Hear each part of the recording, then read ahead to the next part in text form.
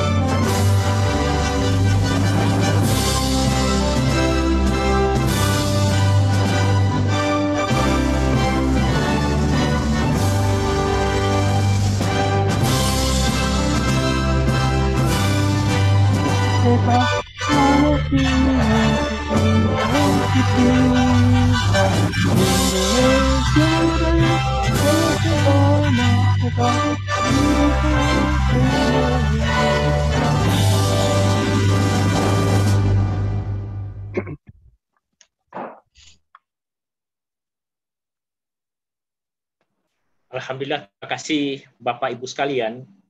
Pada kesempatan ini saya akan sampaikan susunan acara pada kegiatan kita ini. Antara lain sebentar sambutan dari Ketua Umum FDTI yang juga PLT Dirjen Dikti. Yang kedua dari Bapak Menteri selaku keynote speaker dengan topik tantangan sektor transportasi memasuki new normal. Selanjutnya ulasan dari pakar transportasi tentang tantangan sektor transportasi memasuki new normal, diskusi dan tanya jawab yang kemudian diakhiri dengan kesimpulan dan penutup oleh moderator. Bapak Ibu hadirin sekalian, perlu saya sampaikan bahwa nanti sebentar pada saat acara tanya jawab dimohon kepada peserta untuk menuliskan pertanyaan di chat yang kemudian nanti kami akan bacakan pertanyaan itu. Baiklah Bapak Ibu sekalian, mari kita sambut Bapak Ketua Umum FDTI yang juga Dirjen Dikti. Kepada Prof. Nizam kami persilahkan. Terima kasih Pak Sekjen, Istadi Zainal. Yang saya hormati dan kita semua banggakan Bapak Menteri Perhubungan, Insinyur Budi Karya Sumadi. Yang saya hormati rekan saya, sahabat saya, Prof. Agus Taufik Mulyono. Dan yang saya banggakan rekan-rekan Dekan Fakultas Teknik Seluruh Indonesia, rekan-rekan dosen Sivitas Akademika, dan juga yang saya sangat banggakan adik-adik mahasiswa sekalian. Assalamualaikum warahmatullahi wabarakatuh. Semangat pagi dan salam sehat untuk kita semua. Puji syukur alhamdulillah di pagi yang sejuk dan cerah ini kita bisa bersilaturahmi dan mendapat kesempatan yang sangat bagus sekali untuk mendengarkan paparan dari Pak Menteri Perhubungan, Pak Budi Karya Sumadi, tentang program-program dan kiat-kiat yang dilakukan pemerintah di dalam pembangunan transportasi. Kita tentu mengetahui dan sangat mengapresiasi bagaimana Kementerian Perhubungan selama ini telah banyak melakukan konektivitas Republik tercinta ini. Ribuan jalan dibangun, ribuan kilometer jalan dibangun, menghubungkan pusat-pusat produksi dengan pasar, dan membangun kesejahteraan masyarakat secara luas. Tentu ini tidak bisa hanya dilakukan oleh pemerintah pusat, tetapi juga seluruh pemerintah daerah dan masyarakat luas. Nah, Forum Dekan Teknik sebagai forum para dekan yang membuat perencanaan untuk pengembangan pendidikan, penelitian, dan pengabdian masyarakat, kita harapkan bisa bermitra dengan baik dengan pemerintah, dengan dunia kerja, dunia industri, dan dengan masyarakat. Dengan begitu perguruan tinggi akan bisa menjadi mata air, akan bisa menjadi obor bagi masyarakat di dalam pembangunan ini. Kehadiran perguruan tinggi tentu akan sangat signifikan sekali, apalagi dari bidang teknik, yang kita bisa merencanakan dan menghasilkan lulusan-lulusan yang kompeten, lulusan-lulusan yang gayut dengan kebutuhan pembangunan, serta karya-karya penelitian dan pengabdian masyarakat kita bersama, termasuk juga mencerdaskan kehidupan masyarakat. Kami forum ini atau lecture series ini rencana akan kita adakan secara periodik dan telah menanti jadwal kita untuk pekan depan ada Pak Menteri Ristek dan Ketua BRIN, Prof. Bambang Brojo.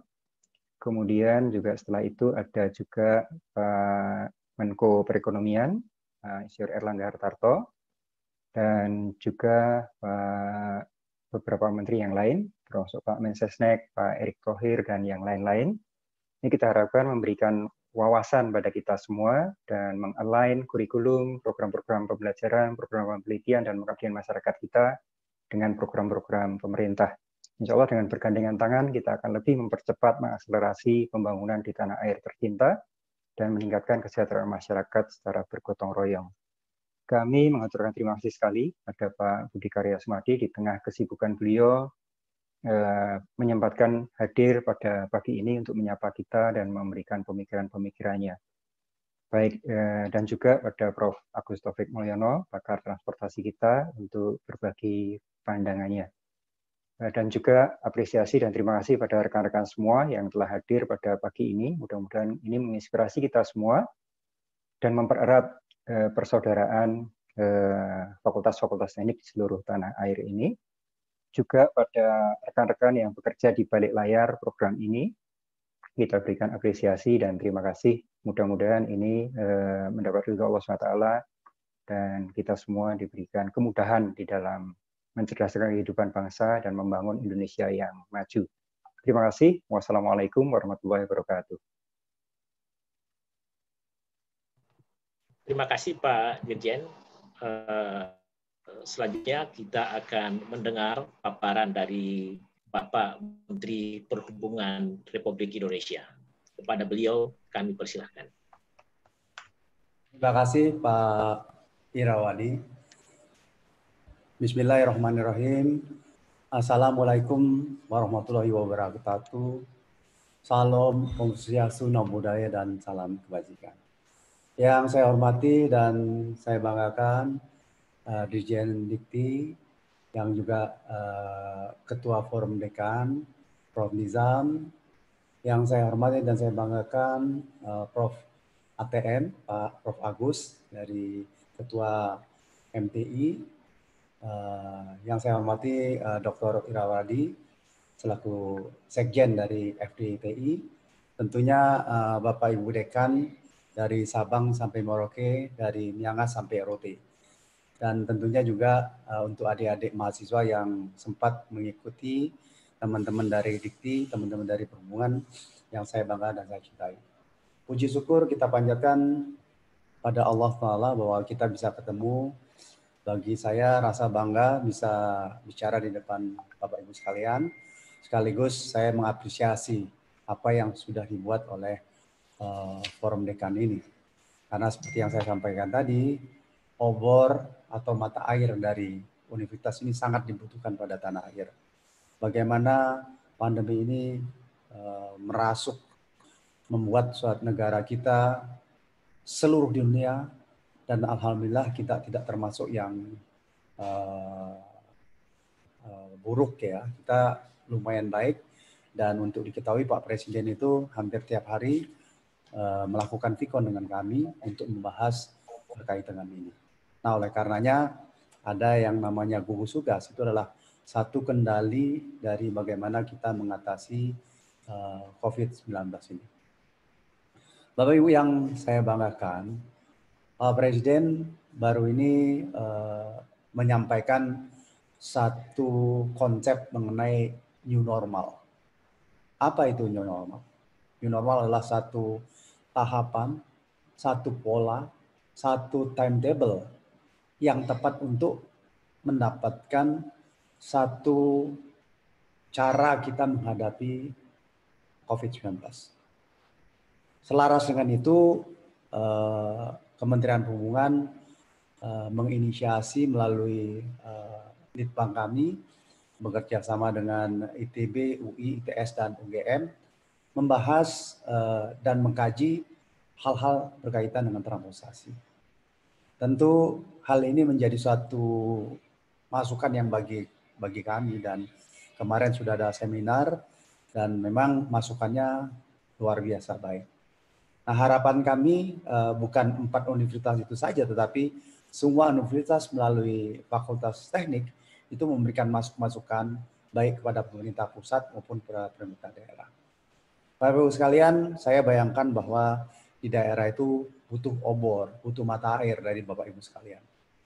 Dan Bapak Ibu sekalian harus berani menyampaikan kepada penguasa atau Pemda bahwa apa yang dilakukan harus sesuai dengan protokol kesehatan.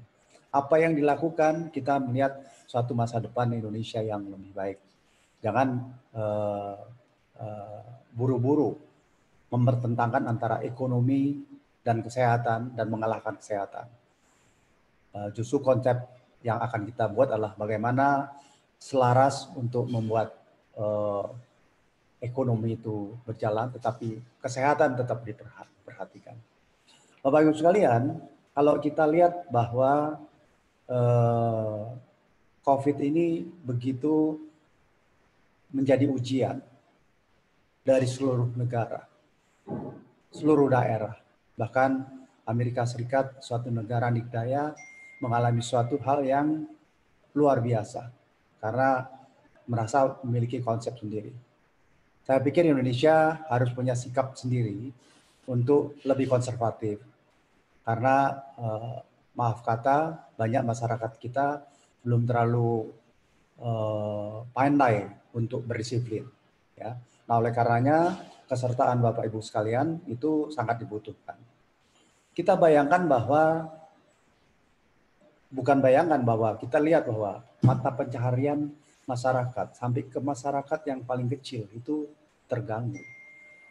Saya mendapat informasi kalau dulu tahun 98, 2008 di perbankan yang kolaps itu adalah korporasi. Sekarang ini yang kolaps adalah UMKM. Rakyat kita yang banyak. Rakyat kita yang hanya memikirkan hari ini harus mencari makan. Besok mereka tidak bisa bekerja. Nah, oleh karenanya harus ada suatu kesegeraan dari kita untuk menyelesaikan masalah ini. Bapak Ibu sekalian yang saya banggakan, saya memberikan suatu ulasan tentang apa yang terjadi di transportasi udara, di mana jumlah penumpang atau pergerakan flight itu menurun drastis. Kalau dari data BPS itu berkurang 85%. Kalau realnya di Soekarno-Hatta itu turunnya 90%. Artinya satu hari pergerakan yang tadinya 1.100 pergerakan satu hari untuk di Soekarno-Hatta hanya berlangsung dengan 100 pergerakan. Bisa dibayangkan bahwa itu suatu angin topan yang dahsyat, yang tidak direncanakan, tidak ada dalam skenario, tentu kita tergopoh-gopoh. Saya minta maaf bahwa pada saat pertama kali Kementerian Perhubungan didawuh untuk membuka Bandara Soekarno-Hatta, terpaksa ada 2 kali insiden. Karena memang di luar pemikiran, di luar tatanan itu. Nah, oleh karenanya kita memang harus berpikir jauh, berpikir tentang apa-apa yang terjadi. Sekaligus kita membuat suatu studi komparasi terhadap negara-negara yang sudah berhasil seperti Jepang, seperti Cina, bahkan Korea sempat ada second wave karena mereka terpaksa membuka sekolah lebih awal. Bapak Ibu sekalian, ini bukan saja udara, tetapi kereta api,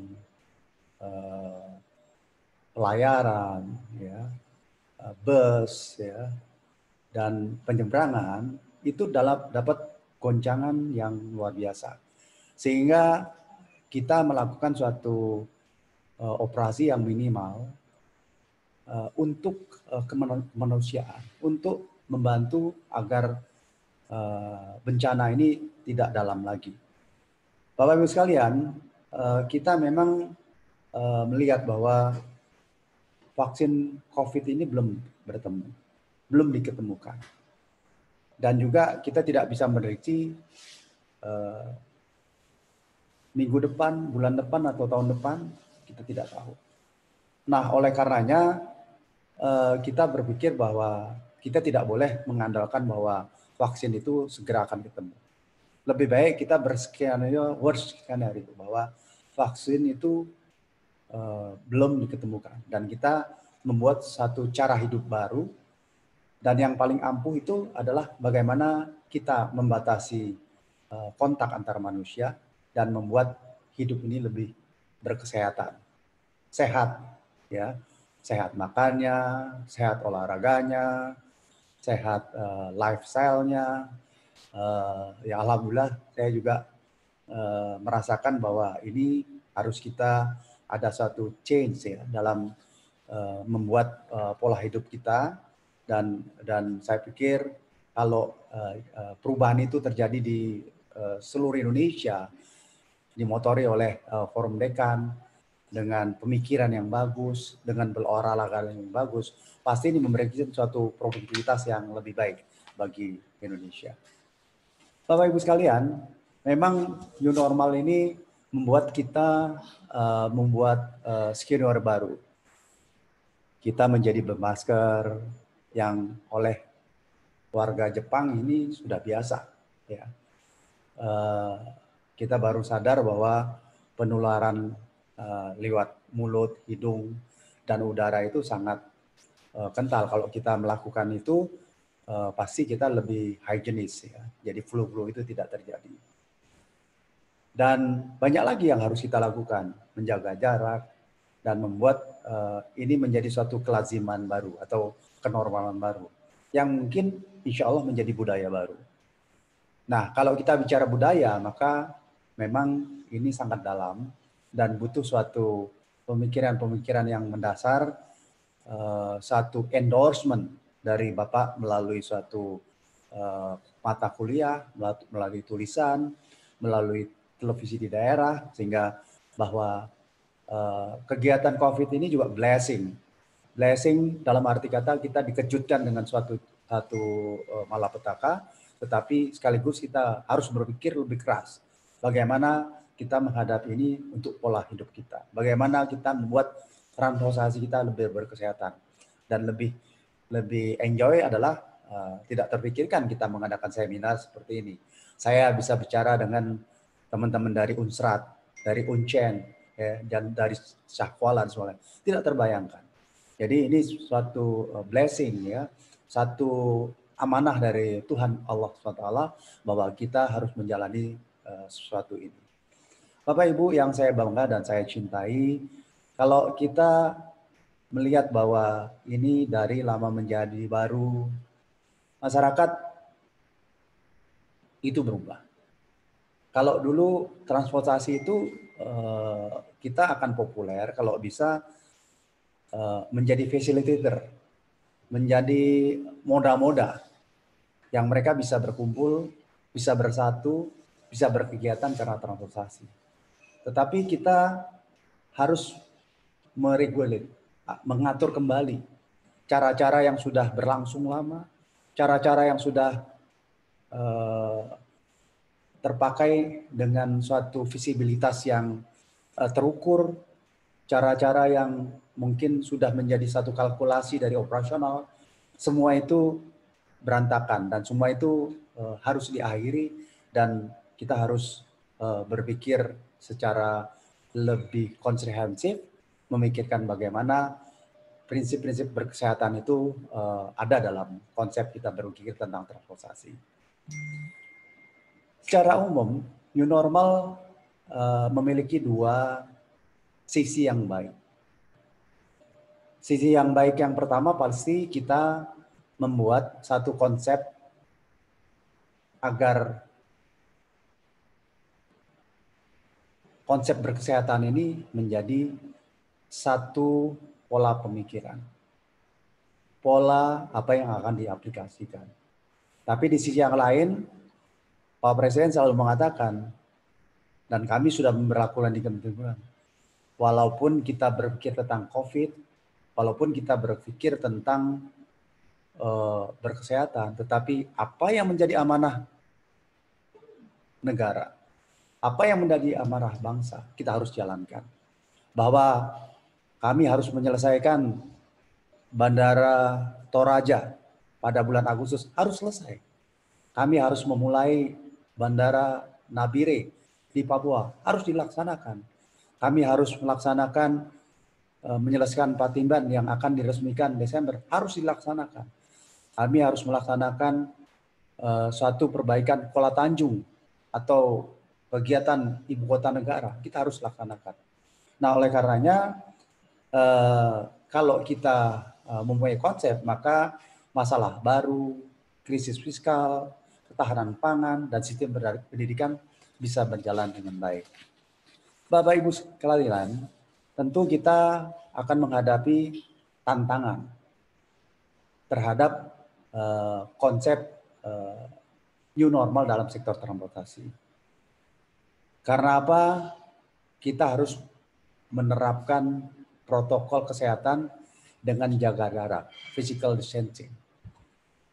Tentu ini menjadi suatu hal yang tidak mudah karena akan ada regulasi baru, akan ada okupansi baru. Okupansi adalah sama dengan berbanding lurus dengan tingkat keekonomian suatu moda transportasi.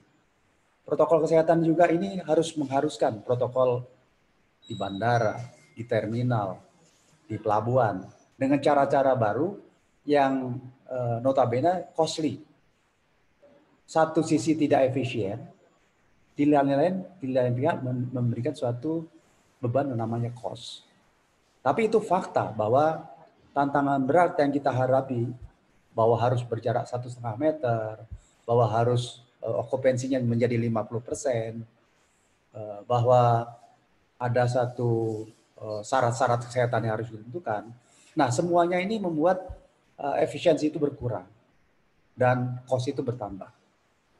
Nah, kita sebagai orang-orang teknik sudah saatnya, atau beberapa mungkin sudah memikirkan bahwa pola keekonomian ini harus menjadi satu titik temu yang menjadi suatu pemikiran kita.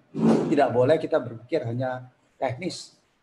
Harus 50%, terserah kalian mau beroperasi atau tidak. Kami secara intensif tiap hari merapatkan barisan untuk memikirkan bagaimana keberlangsungan sektor transportasi ini dengan suatu tingkat visibilitas yang lebih rendah, dengan cost yang lebih banyak, dan tentunya tingkat keekonomian yang menurun. Apalagi pemerintah daerah membuat suatu pola-pola tertentu. Jakarta membuat surat izin keluar masuk DKI. Ya, mungkin pemerintah yang lain juga melakukan itu.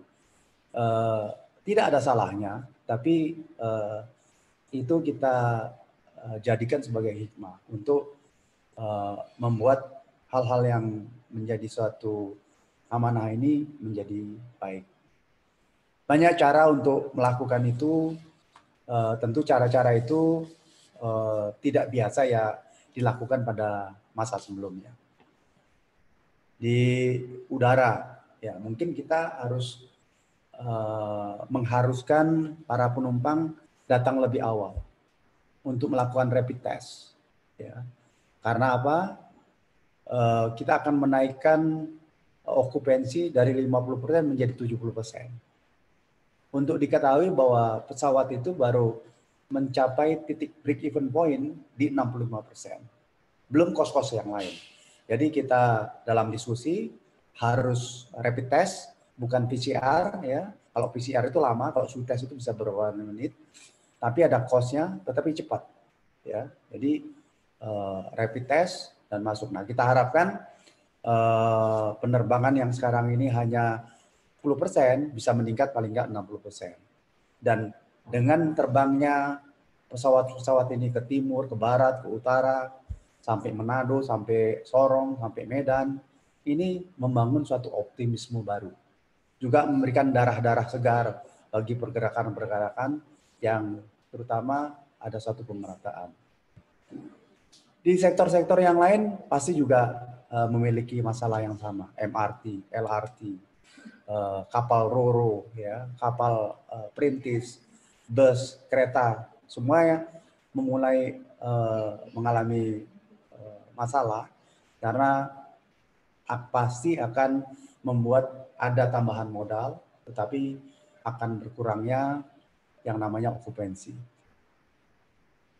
Maka saya akan bahas bahwa ini ada satu versus ya, physical distancing versus tarif. Jadi bayangkan physical distancing menurunkan okupansi, tarifnya sudah stagnan. Masyarakat kuatnya 10.000. KRL di Jakarta itu 8.000 kita pertahankan. Subsidi pemerintah 1 triliun di situ. Tapi sekarang harus 50%. Berarti income dari kereta listrik itu berkurang 50%. Apa yang harus terjadi? Ya, berarti kita harus memberikan pemikiran.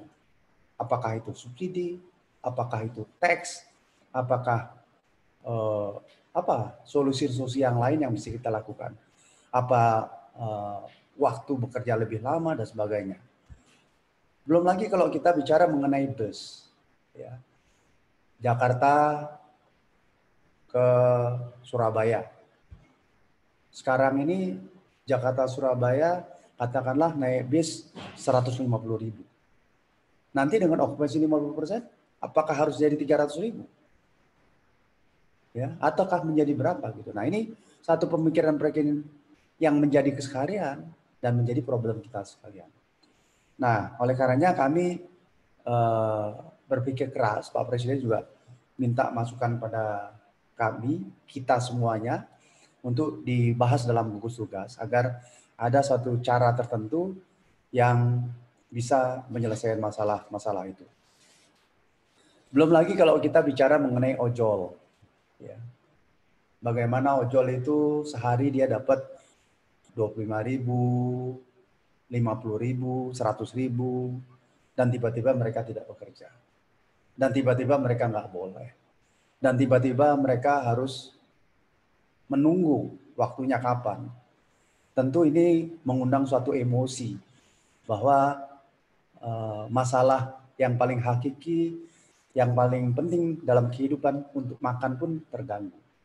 Nah, kita harus memikirkan bagaimana itu tetap berjalan. Bagaimana way out, apakah ada satu penghidupan yang lain atau yang lain. Ada satu hal lagi yang kita harus bahas mengenai digitalisasi. Ya. Jadi kita harus melakukan meminimalkan kontak. Ya. Dan saya pikir beberapa sektor seperti perhubungan udara sudah menjadi suatu kebiasaan. Dia menggunakan ticketing, boarding pass dan sebagainya ya, dan bisa juga dipakai untuk kegiatan-kegiatan yang lain. Nah, teknologi saya pikir bisa menjadi solusi yang baik. Betapa sulitnya kita membuat ticketing dalam bidang bis. Dulu sulit sekali karena ekostruktural dari sektor bis ini sangat membuat keterbatasan atau mereka ingin hidup sendiri, tidak mau bersama-sama. Tapi sekarang pasti mereka ingin untuk melakukan suatu kolaborasi secara bersama. Nah, soalnya oleh karenanya teknologi digital ini menjadi suatu solusi bagi kita bersama. Pasti teman-teman dari universitas mempunyai suatu pemikiran yang lebih baik, lebih konseptual, dan lebih memberikan suatu solusi yang baik bagi transportasi Indonesia. Saatnya kita mengadakan kolaborasi antara pemangku kepentingan. Bapak Ibu sekalian, apa yang kita hadapi ini adalah satu yang luar biasa berat. Luar biasa berat. Jadi karena berkaitan dengan sektor transportasi dan sangat berhubungan dengan masyarakat yang paling bawah atau dari segi bisnis itu yang dinamakan UMKM. Oleh karenanya pepatah berat sama dipikul dan ringan sama dijinjing, tradisi kegotong royongan kita menjadi relevan sekarang. Tidak boleh pemerintah hanya menunjuk swasta, kamu harus kerja, kamu harus laksanakan, kamu harus selesaikan, atau masyarakat, ya silakan, tetapi pemerintah harus melakukan effort bagi kemaslahatan umat dengan suatu solusi-solusi yang baru. Nah, saat ini saya pikir sangat relevan saya sampaikan bahwa di perguruan tinggi, saya ingat semasa sekolah ada yang namanya Tridharma Perguruan Tinggi, di mana kegiatan penelitian, pengembangan, mitigasi menjadi suatu keseharian dari Bapak Ibu sekalian. Marilah Tridharma Perguruan Tinggi kita lakukan untuk memberikan suatu solusi, memberikan makna baru bagi masyarakat, bagi bangsa, bagi rakyat yang kecil, bagi UKM, bagi ojol, ya, bagi pedagang-pedagang, kita memberikan solusi. Bisa itu dikatakan sebagai langkah-langkah kecil, memberikan solusi bagi pedagang kopi. tetapi ada jutaan pedagang kopi yang bisa selesaikan. Bagaimana kita bisa, walaupun kita sarjana teknik, memberikan solusi bagi bakul-bakul gudeg, bakul-bakul nasi rames, tetapi ini menyangkut banyak orang. Ya, Bapak Ibu sekalian, saya pikir apa yang kita harus lakukan adalah membangun transportasi yang lebih higienis, lebih humanis, ya, dan tentunya less contact, ya, dan kita harus membuat transportasi publik ini walaupun akan lebih mahal harus lebih eksis, harus bisa memberikan suatu solusi bagi bangsa, terutama bagi rakyat banyak. Pak Nizam, Pak Icradi, Prof. ATM, dan para dekan yang saya bangga dan saya cintai dari Sabang sampai Merauke, dari Miangas sampai Rote. Saya bangga bisa bersama-sama Bapak Ibu sekalian. Semoga apa yang kita bahas hari ini bisa bermakna dan bisa menelurkan pemikiran-pemikiran bagi masyarakat di sekitar kita. Sekian, wassalamualaikum warahmatullahi wabarakatuh. Salam, Om Swastiastu, Namo Buddhaya, salam kebajikan. Terima kasih. Terima kasih Bapak Menteri Perhubungan Republik Indonesia, luar biasa. Dari pemaparan beliau, kita dapat memetik bahwa COVID-19 kita tidak tahu kapan berakhirnya. Dengan demikian kita harus melakukan langkah-langkah yang strategis, khususnya dalam mempersiapkan atau memasuki. Bapak Ibu sekalian, untuk selanjutnya kita akan hadirkan satu pakar yang luar biasa. Prof. Agus ini setiap saat mengerti masalah transportasi. Dan mudah-mudahan di Forum Dekan Teknik Indonesia ini yang kesemuanya banyak pakar sebenarnya, bisa memberi solusi kepada rakyat dan bangsa Indonesia. Terus saya persilahkan untuk. Ya, terima kasih. Terima kasih. Apakah suara saya dapat didengar, Pak Moderator? Kedengaran bagus, Pak. Ya. Terima kasih. Pertama saya menyampaikan rasa hormat atas nama Masyarakat Transportasi Indonesia dan sekaligus Pusat Studi Transportasi dan Logistik UGM kepada Bapak Menteri Perhubungan Republik Indonesia, kepada Bapak Direktur Jenderal Pendidikan Tinggi dan Ketua Forum Dekan Teknik Indonesia. Ada hal yang menarik, beberapa kata kunci yang disampaikan oleh Pak Menteri kita yang tercinta. Yang pertama adalah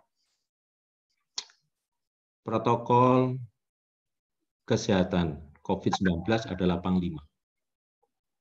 Ya.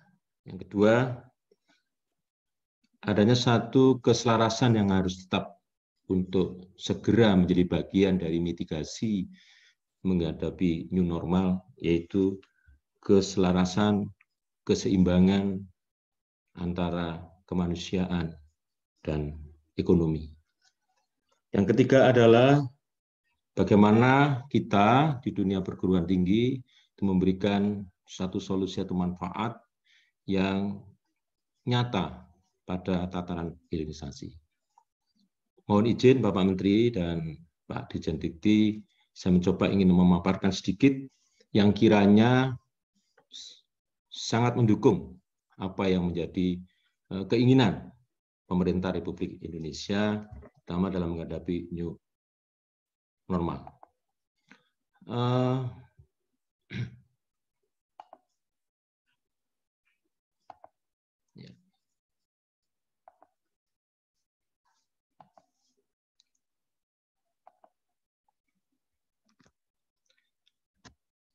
Saya mencoba untuk memberikan satu tanggapan pada apa yang disampaikan oleh Pak Menteri Perhubungan, yaitu kata-kata kunci yang disampaikan oleh beliau itu sebenarnya itulah menjadi tugas kita bersama. Kalau saya boleh nyimpulkan adalah transportasi humanitarian, yaitu transportasi yang lebih mengedepankan pada nilai-nilai kemanusiaan, tetapi untuk ekonomi yang lebih baik. Jadi inilah perubahan. Siapa yang harus diubah? Yang diubah adalah perilaku. Ya. Jadi kita bersama, masyarakat Tampak Indonesia, bersama Forum Dekan, semuanya yang terlibat di sini, khususnya yang pada saat ini ikut aktif mengikuti webinar ini, marilah kita melakukan perubahan perilaku. Ya, perubahan perilaku penyelenggaraan transportasi. Siapa yang harus berubah? Yang berubah tentu adalah operator sebagai penyelenggara, kita sebagai pengguna, regulator juga menyiapkan segala aturan yang semuanya tujuannya baik, menegakkan hukum, dan sebagainya. Lah, kata kuncinya adalah, seperti disampaikan oleh Pak Menhub tadi, kemanusiaan dan ekonomi. Semuanya harus berjalan dengan selaras, seimbang. Nah, tadi Pak Menteri sudah menyampaikan bagaimana dampak langsung COVID-19 dan bagaimana tantangan dan dampak turunannya yang sampai saat ini menjadi tantangan yang berat. Pertama, hal yang kecil misalnya, additional cost untuk memenuhi kepatuhan penerapan protokol kesehatan COVID-19 itu dirasa sangat memberatkan bagi para pengelola transportasi umum. Di satu sisi, pemerintah pusat dan daerah pendapatannya bukan makin meningkat, makin menurun, justru ditambah lagi pengeluaran pelayanannya makin meningkat. Ini yang mestinya kita bersama harus mencari bersama-sama pemerintah, mencari satu solusi pemikiran dan policy-policy, masukan-masukan policy yang sangat bermanfaat. Protokol kesehatan COVID-19 adalah panglima keberlangsungan mobilisasi transportasi. Maka kata kuncinya, transportasi harus berbasis disiplin dan patuh protokol kesehatan. Ini yang harus kita menjadi bagian dari kehidupan kita dalam new normal. Bapak Menteri Perhubungan tadi menyatakan, kalau beliau mengatakan berantakan, jadi sekarang sudah menjadi berantakan, tetapi mari kita tata kembali. Oleh karena itu, kalau teori-teori ilmiah Bapak Menteri, kawan-kawan, dekan, dosen, mahasiswa, semua yang ada di sini, kalau teori ilmiahnya kan paradigma transportasi itu kan selalu mengatakan berkelanjutan, berkesinambungan, berkeselamatan, beramah lingkungan. Tetapi saya sering menyampaikan kepada Bapak Menteri, itu kalau di lapangan itu Pak Menteri, itu ada hal yang perlu kita realkan. Transportasi berkeadilan, transportasi bermoral, beretika, transportasi yang humanis dan santun, transportasi beradab dan manusia. Jadi antara fakta lapangan dan teori-teori ilmu pengetahuan itu selalu kita imbangkan ya, di dalam kehidupan bertransportasi, dan itu kita lihat kebijakan-kebijakan Pak Menhub itu luar biasa, sudah banyak yang sudah dilakukan. Kalau saya ceritakan satu persatu tidak mungkin di dalam pertemuan ini. Tapi kata kuncinya adalah Kementerian Perhubungan sudah mencoba untuk menyeimbangkan bagaimana pemahaman paradigma transportasi dalam sisi ilmu pengetahuan dan bagaimana paradigma transportasi dalam sisi fakta lapangan. Tetapi dengan datangnya tiba-tiba COVID-19, datang tiba-tiba COVID-19 dan belum mau pergi-pergi sampai hari ini, maka semua tataran tadi menjadi ambiar. Ya, menjadi ambiar. Maka satu pilihan yang kira-kira bisa menyelamatkan kita adalah bagaimana kita menyelaraskan nilai kemanusiaan dan ekonomi lebih baik. Nah, oleh karena itu jembatannya adalah transportasi humanitarian. Tadi disebutkan oleh Bapak Menteri Perhubungan bahwa transportasi kita itu harus sehat, harus bersih, harus humanis, harus nyaman, selamat, cerdas, dan adil. Cerdas ini karena kita harus mampu memberikan edukasi kepada publik bagaimana harus patuh kepada protokol kesehatan. Ini adalah satu bagian cerdas. Tetapi ingat bahwa karena yang hadir di sini ada sebagian besar Pak Menteri itu adalah para akademisi. Maka nilai kemanusiaan itu sesungguhnya tidak terlepas dari persoalan edukasi, yaitu bagaimana kognitif, bagaimana afektif, bagaimana psikomotorik. Itu semuanya ada di dalam nilai-nilai kemanusiaan. Ketika bicara cerdas, kita bicara perilaku, ketika bicara kita harus sehat. Itu ada. Ini harus kita bangun. Ya, saya rasa saya melihat juga konsep Pak Dirjen Dikti di dalam mencerdaskan perguruan tinggi ke depan itu juga akan bagaimana berpendidikan yang humanitarian. Ya, yang kita tuju sesuai apa yang disampaikan Pak Menteri yaitu ekonomi lebih baik. Ekonomi lebih baik menurut kami adalah bukan ekonomi yang sifatnya komersial, bukan ekonomi yang lebih mengedepankan keuntungan, bukan ekonomi yang lebih mengedepankan satu benefit sebesar-besarnya.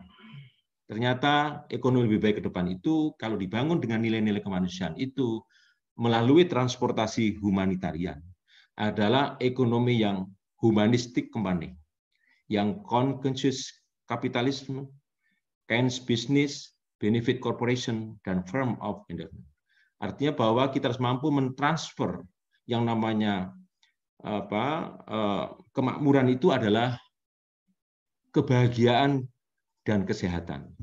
Dan itu dibangun dengan satu pola ekonomi yang berbisnis kebaikan, yang berkooperasi di dalam pembagian yang berkeadilan, dan menggunakan hati di dalam memanage company. Ini adalah satu perubahan yang tentu di new normal sebagai hikmah dari tidak mau perginya COVID-19 ini. Inilah harapan kami di dunia perguruan tinggi. Saya rasa apa yang saya sampaikan itu tidak jauh atau bahkan mendukung apa yang menjadi pemikiran dan harapan Pak Menteri. Nah, oleh karena itu izinkanlah saya menyampaikan perubahan perilaku operator dan user. Ya, tadi Pak Menteri sudah menyampaikan, kita sudah melakukan policy aturan PSBB, larangan mudik, larangan balik.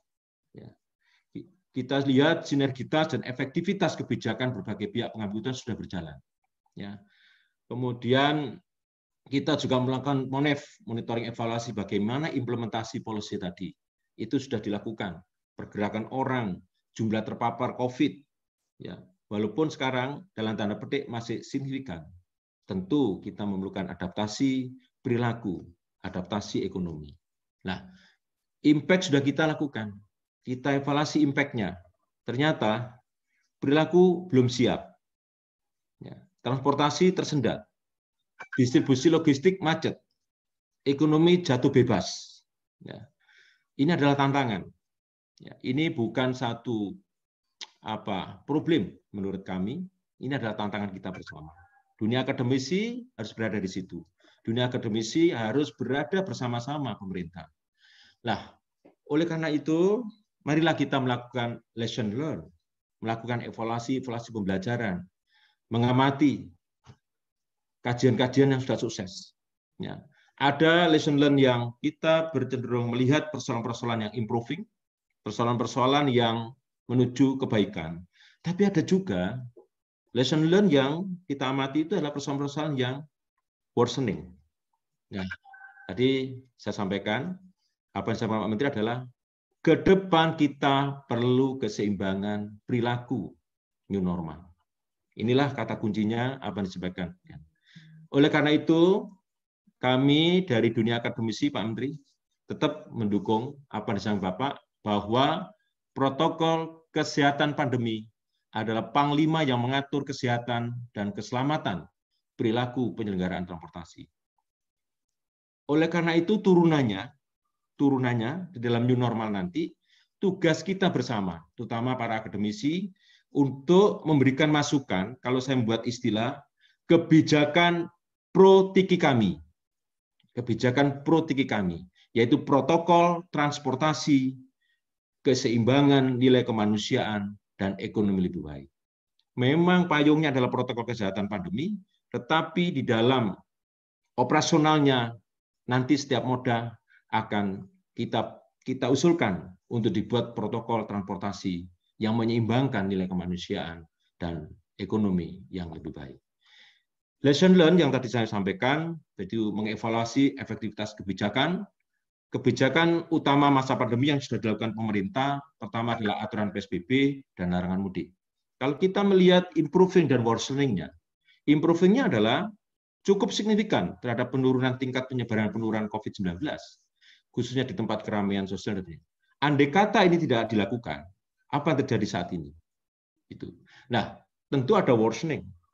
Ya, worsening-nya adalah sangat signifikan terhadap perlambatan pemulihan ekonomi. Justru terjadi percepatan penurunan tingkat pertumbuhan. Nah, antara improving dan worsening inilah yang harus diseimbangkan ketika kita sudah memasuki atau mulai sekarang memasuki di dalam era-era new normal. Nah, new normal diperlukan kebijakan lanjut untuk tujuan nilai-nilai kemanusiaan, humanitarian, dan ketahanan ekonomi yang lebih baik. Ya. Kebijakan harus bersifat inovatif dan kreatif. Ya, oleh karena itu, Pak Menteri tadi mengajak kita untuk melakukan kolaborasi. Ya.